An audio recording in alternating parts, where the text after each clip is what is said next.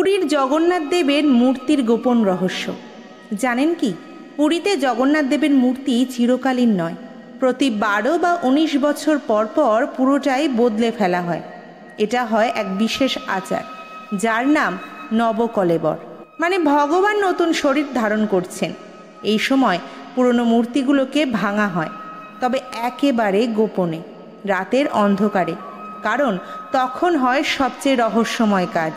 পুরনো মূর্তির ভিতরে থাকে এক জীবন্ত শক্তি, যাকে বলা হয় ব্রহ্মতত্ত্ব। নিঃশব্দে চোখ বেঁধে বিশেষ পুরোহিতরা এই তত্ত্বটি নতুন মূর্তিতে স্থানান্তর করেন। বিশ্বাস আছে, যদি কেউ সে ব্রহ্মতত্ত্ব নিজের চোখে দেখে ফেলে, সে নাকি চিরদিনের জন্য অন্ধ হয়ে যায়।